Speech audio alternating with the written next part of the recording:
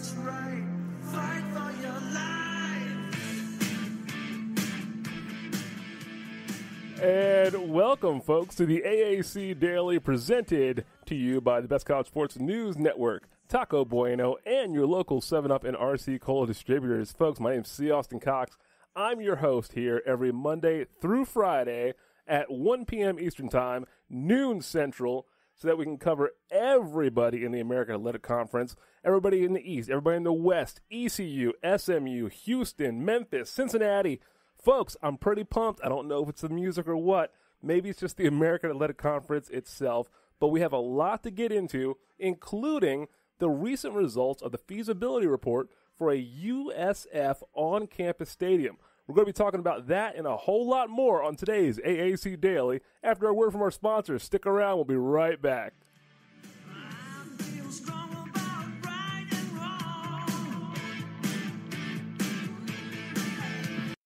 Introducing the $10 Whole Lotta Box from Taco Bueno.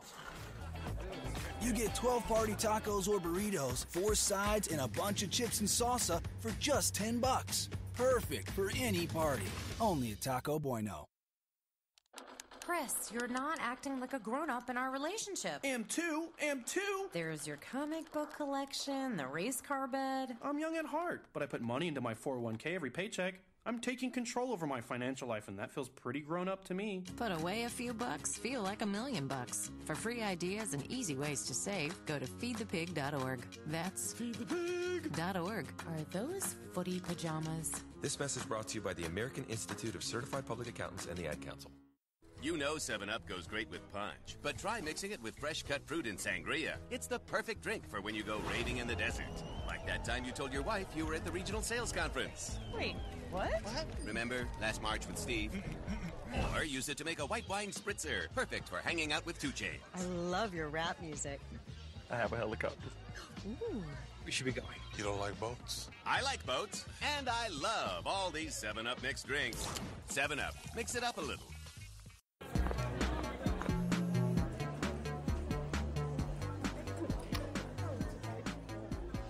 Renting a car, huh? Me too. Buying a car is such a hassle. That's why I rent. I like to get on a big line, check in at the counter, walk through a few parking lots, find my spot number, fill out some paperwork, and just take off. I'm not even traveling. I live here, so if you need directions or anything, let me know. Hey, line's over here, my friend. Not for me, pal. I'm with Silver Car. I think you're making a mistake. Got a nice long line here. Good opportunity to meet new people. With Silver Car, no surprises. Always get the car you rented. Let me get that for you. It's the best line I've seen in a long time. Good job, everybody. Silver car rental the way it should be. Book from your smartphone and skip lines. No hidden fees. Satellite radio, Wi-Fi, and GPS included in every rental. Sign here, sign here, sign here, and initial there.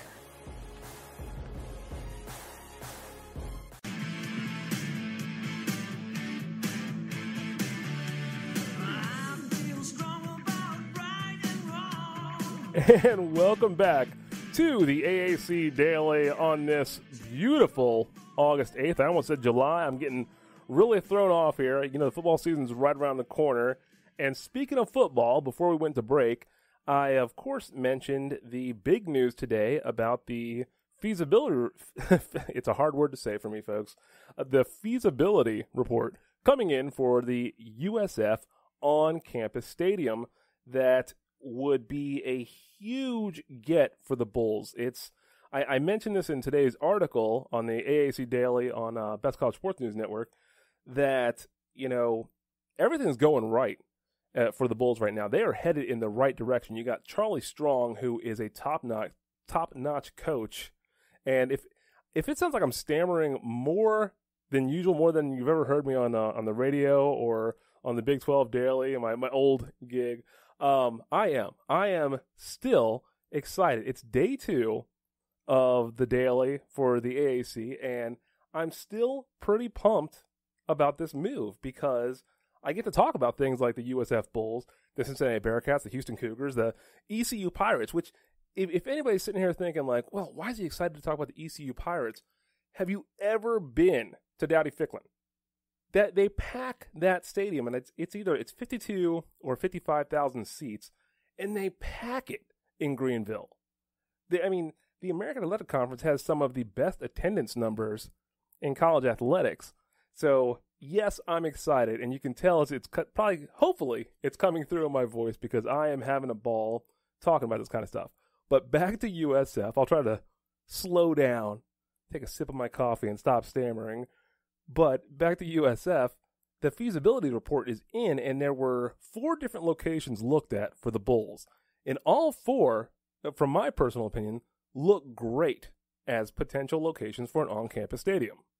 One of the factors that they thankfully took into account was parking. Each of the 4 locations in the feasibility report all looked at parking and how that would, of course, impact traffic around campus, how that would impact the ability for fans, students to get into the game from the parking.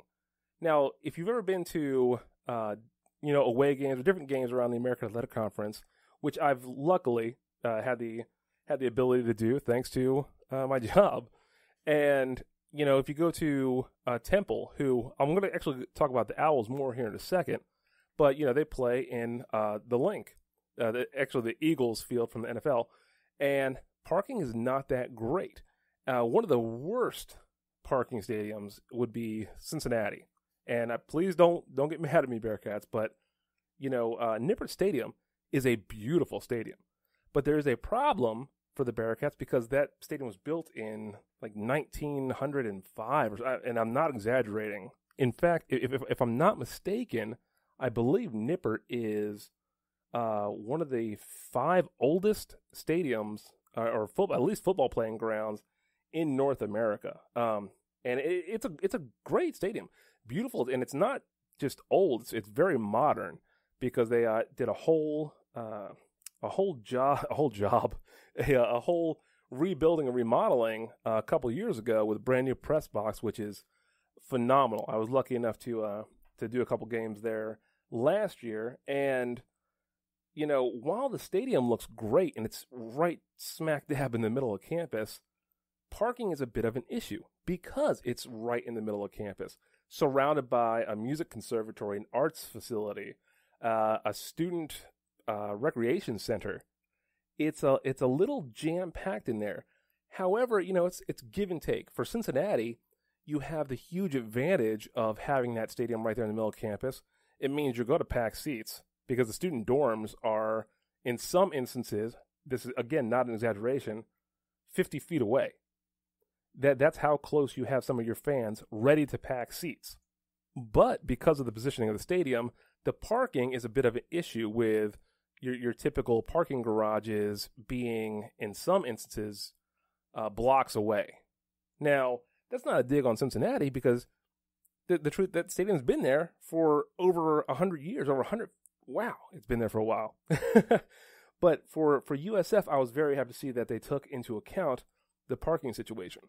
Now, why I brought up Temple, and I'll get back to USF here in just a second, but the reason that I brought up the Owls is they've been running a feasibility report of their own since February of 2016, and they have caught flack from, it seems like, everybody in the area, which is very surprising because Temple has been on the upswing in athletics, especially basketball. Fran Dunphy has got them back on track, and in football, Matt Rule did a great job of really just changing the entire culture. And I touched on this on day one of the show yesterday on Monday, that Matt Rule did a great job of getting Temple pointed in the right direction.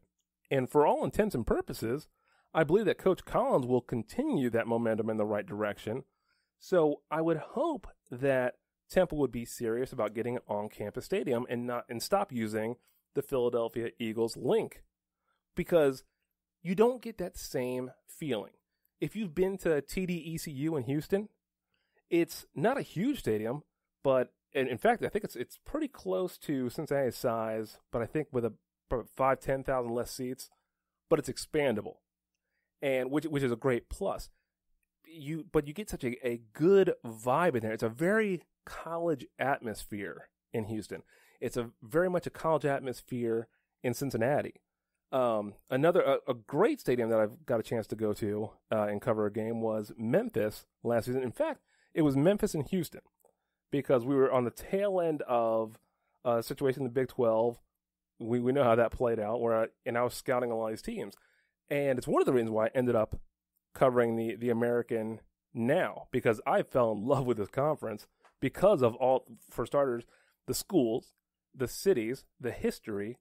It's just a great league full of talent. But when I was at Memphis, their stadium it's a great facility. It's dated, but it's a great facility. I actually was supposed to be doing the Liberty Bowl there this past season, but some things got moved around, and I was taken off that assignment. Don't ask me, I don't know why. But it's a great stadium, but it's not right there on campus. It's only about a block away. I mean, it's pretty close. If I remember correctly, there was like the campus, and you go down University Boulevard, some kind of road, and it was easily within walking distance. But to have an on-campus stadium, it's a huge asset, for starters, for recruiting. Just think about when you bring your players into town. Thankfully, USF, it's in the heart of Tampa, and that's a great sell right there. You bring a kid in from anywhere outside of Florida and just walk him up and down a campus with palm trees, and he's going to drool on himself, okay? He's going to get excited about possibly going to that school. But then if you got to say, like, well, where's your practice facility? Where's your football stadium? You go, well, hop in the old recruiting van, and we're going to drive 15 minutes, and you can look at some Tampa Bay Buccaneers logos on the field. And look at that big pirate ship that just screams USF Bulls. That kind of stuff can hurt recruiting. And I know there's people out there that will argue this counterpoint, and I've heard this before in meetings. People will say, what? You can tell kids they're going to play in an NFL stadium, and they'll get excited about that.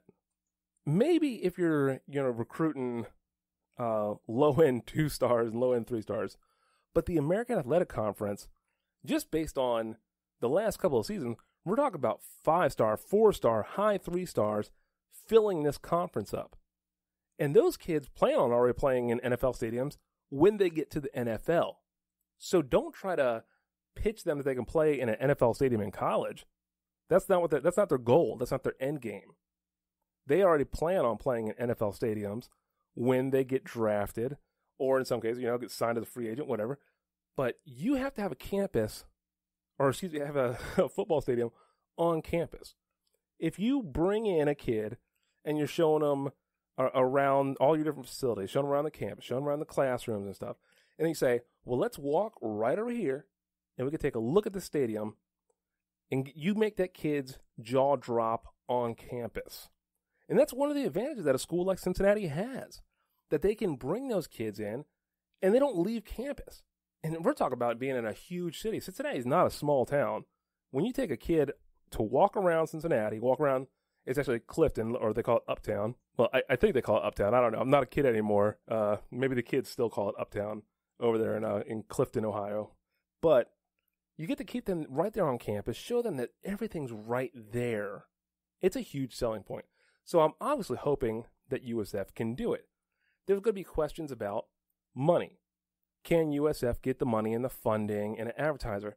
Of course they can get the money and the funding. UCF, now granted UCF was in a different situation when they started building Bright House, now Spectrum or Time Warner, whatever you want to call it. When they first started building that stadium, it was they were headed to a conference that was going to be a power conference, and everything was looking up for UCF. Or correction, I believe that was built several years before they joined the Big East / American, and then it underwent renovations back in 2014. But there are many examples of why USF should get the stadium, why USF will get the funding. Just look at Colorado State in the Mountain West Conference. If you follow me on social media, Twitter, whatever, you know that I've constantly said, I wish the American Athletic Conference would go grab Colorado State and BYU. You grab those two so they work as travel partners. It brings the league up to 14 full members, if you're counting Wichita State and Navy kind of as a hybrid one. The Rams just completed a stadium that is, I think it was like $220 million plus. It might have ran over close to $25 million. I don't have the exact numbers. I'm not a Mountain West Conference guy. But I have wanted the Rams in the AAC since this whole realignment circus started last year, and we started talking about, who would we want to bring into the Big 12. Now, if you don't know, when I was covering the Big 12, my big thing was Cincinnati and Memphis. They were just the two best options. They were the ones that I heard talked about and buzzed about in early spring, which is how I found out about the announcement coming at Media Days in July.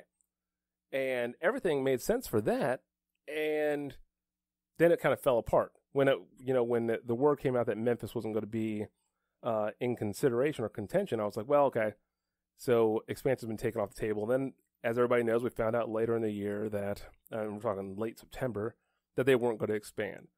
And it was just a big circus. But what I took from that was, at the time I was writing about the Big 12, covering the Big 12, doing the weekly radio show for the Big 12, and I was kind of in awe of Colorado State and BYU.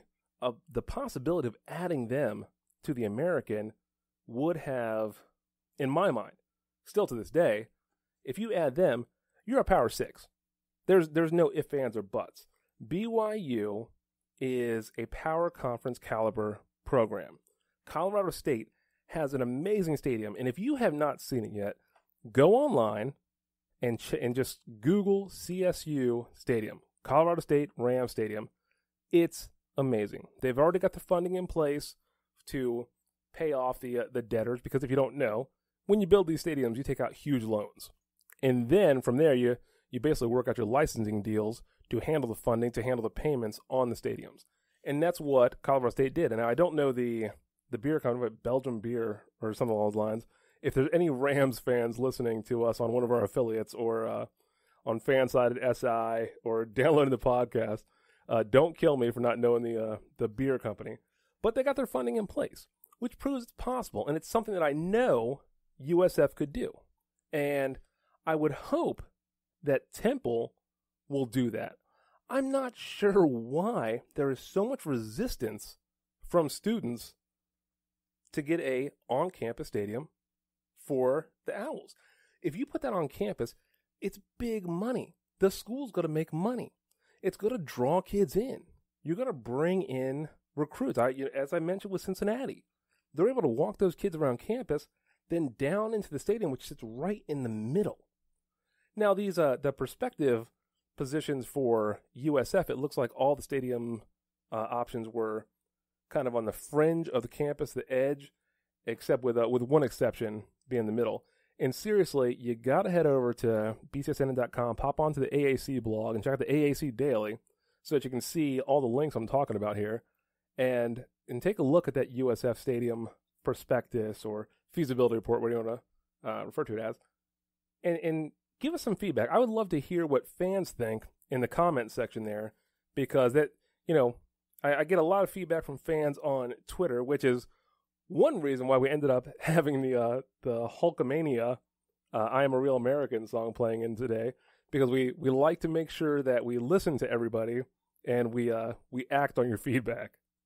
And speaking of feedback, I would definitely like to hear from Temple fans in regards to what are being referred to as stadium stompers. And these are protesters in Philadelphia who apparently at every turn, every opportunity they get, they protest the possibility of getting an on-campus stadium for the Owls. I'm not sure why. I'm not sure if it's a issue of them thinking the funding will go elsewhere. But I would love to get some feedback from Temple fans, either on social media or, again, the AAC blog's comment section, so that I could get a better understanding from the people who are there, boots on ground, as they say, and find out why Temple fans or residents around the Temple area would not want an on-campus stadium, which it just seems like a slam dunk to me. If you can get the funding, you do it. I think that should be the only question ever, especially in this competitive world, because let me tell you something, and I get a little bit worked up when I think about some of this stuff. I like the American Athletic Conference a lot. It's a great league, and I don't want to sound like a broken record, because I know I've already said it several times just in today's show, but it's full of great teams that are trying to compete with bigger schools that have bigger budgets, bigger athletic departments, bigger stadiums, bigger and faster recruits. And that's what this comes down to, is trying to get the best possible recruits so that your school can perform well on the field, on the basketball court, wherever they're playing, because that's advertising. That's what sports are, folks. That's what your college football team is. It's not just some random club packed with big, bulky guys who are getting a free education. They're out there working, and the work that they do results in getting attention for the school. And that's how when you see schools like, for example, Cincinnati, and I'm very versed in Cincinnati because thankfully, I'm very happy to say that I graduated from the University of Cincinnati, proud Bearcat, proud 90s Bearcat. I'm that old. But, when the University of Cincinnati started to see success on the field in football, they've always done pretty well in basketball. That's no secret. You're talking about Bob Huggins' days. They were great. Outside of Tony Yates in the 80s, the Cincinnati Bearcats have almost always been good at basketball. But it wasn't until, 2006, 2007, 2008, 2011, because Butch Jones' first year was pretty terrible. But when they started to see that huge burst of press and media coverage and exposure on a national level, thanks to the Big East at the time, the enrollment went to the roof. And tuition went up. And the school started making more money. That's the whole point of this. So to block a stadium from being built on campus is doing nothing but to go out of your way to hurt the school that you're protesting. And that's my opinion on it for the Temple fans. If for anybody who's out there protesting the Temple Owls being able to get a stadium built, you're hurting the school. I would actually, more than anything else, just thinking about this, if you approve a $1.25 million feasibility report at Temple and you don't get any results, protest that. Find out where the money went. You don't accidentally lose $1.25 million doing a feasibility report and have no results for it. Can you, anybody who's listening to this right now, if your boss gave you a job and you didn't do it for over a year, would you still have a job? Would you get paid? Would you get any money? No. So where's that money? Temple fans ask that question. Where is the $1.25 million from that feasibility report that has not been done? And we got to shift gears real quick here, because if you missed the first show on Monday, we covered the fact that we're only running 30-minute episodes, I guess, for the first 2 weeks. Yeah, they're nodding. First 2 weeks. And then on week 3, we will go to our regularly scheduled 1-hour program. We're going to stay at the same start time. We're going to be starting at noon Central Time, 1 p.m. Eastern. I like to switch it up for our friends in the Central Time Zone instead of just saying 1 p.m. noon Eastern. And I got it. Yeah, I got it backwards. They're laughing at me right now, but I'm terrible with time zones, folks. But each show for this week and next week is going to be 30 minutes, so we got to kind of cram a lot in here. Please, I would love to get your guys' feedback on Twitter and in the comments section about the USF and Temple stadium situations. USF definitely seems more likely than Temple at the moment. I would love to see both get new stadiums. I don't like seeing college teams play in NFL stadiums. It doesn't have the same feeling, and when you get them on campus, it's just a better atmosphere. But like I said, we've got to switch gears real quick. They're giving me the sign. We got a whole bunch stepped up. We got a whole bunch in the AAC Daily today, and what I talk about is links that we have in the article that accompany each and every show. What we discussed today is the UConn Huskies update on Donovan Williams moving to wide receiver as a result of Vontae Diggs being out with a knee injury. UC fan site Down the Drive takes a look at the wide receiver and tight end situation in Cincinnati. In case you missed it, we took a look at ECU Pirates sophomore guard Raquan Wilkins on the AAC blog. We'll finally learn about the findings of USF's study on the possibility of an on-campus stadium. Stop me if you heard that one. And the UCF Knights are seeing quite the QB competition heating up during the fall camp down there in Orlando. Coach Collins is hoping that his QB race at Temple will become clear sooner rather than later. And one of the, because they're giving me that sign, one of the topics that I really want to touch on real quick is about a Navy assistant coach, Robert Green. Coach Green was in a very unique situation for his first 2 seasons with the midshipmen. Green moved from an administrative role to an on-the-field coaching role in August of 2015 while still on active duty as a U.S. which I would have to say that is a very unique situation. As a proud U.S. Army veteran, I would have loved to got a chance to go up there to work with the cadets for the Army's football team. But Coach Green was working with the football team while still on active duty. Lieutenant Colonel Green instructed linebackers while simultaneously handling responsibilities related to his job in the Marine Corps. That double duty ended a couple weeks ago when Green formally retired from the Marine Corps after 2 decades of service. The 43-year-old is fortunate to have another full-time job already lined up following his career in the military. You know, I'm very happy for Coach Green. I'm very happy for him heading into retirement. It is, it's a wild transition going from military life to civilian life. It's good to see that Coach Green had everything kind of lined up and ready to go in that transition for him, and I'm going to wish him obviously the best of luck. As for me, I'm getting that signal that our 30 minutes are about to come to an end. I want to thank everybody for listening to us here on the AAC Daily. I'm having a ball with it. I don't want to, say anything negative about my previous positions or jobs or conferences, but the American feels like home and it feels right. And I, so far, am just having a ball with it. I hope you're having a ball with it too, and you're going to join us again on Wednesday, because even though we had some technical difficulties there on Monday, we got them hammered out, and it looks like it's going to be smooth sailing. Join us again tomorrow at 1 p.m. Eastern Time, noon Central, for more of the AAC Daily. I'm C. Austin Cox, thanking Taco Bueno and your local 7-Up and RC Cola distributors. Have a good one, folks.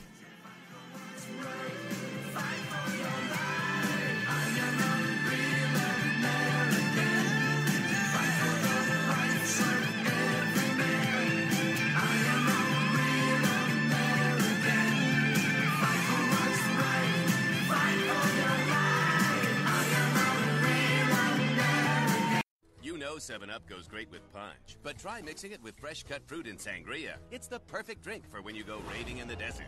Like that time you told your wife you were at the regional sales conference. Wait, what? Remember, last March with Steve? Or use it to make a white wine spritzer, perfect for hanging out with 2 Chainz. I love your rap music. I have a helicopter. Ooh. We should be going. You don't like boats? I like boats, and I love all these 7-Up mixed drinks. 7-Up, mix it up a little. We're just a typical family. We have our battles, tangles, tears, but on the important things, we all agree. Life is full of surprises. Sometimes, you've just got to take it outside. Positive reinforcement totally works. We've got a lot to learn. Silence is golden. And this year, we're going back to Gatlinburg.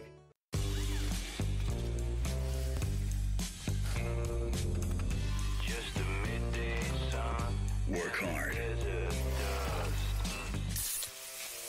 No matter what you do. Stay cool. RC Cola. Introducing the $10 Whole Lotta Box from Taco Bueno. You get 12 party tacos or burritos, 4 sides, and a bunch of chips and salsa for just $10. Perfect for any party. Only at Taco Bueno.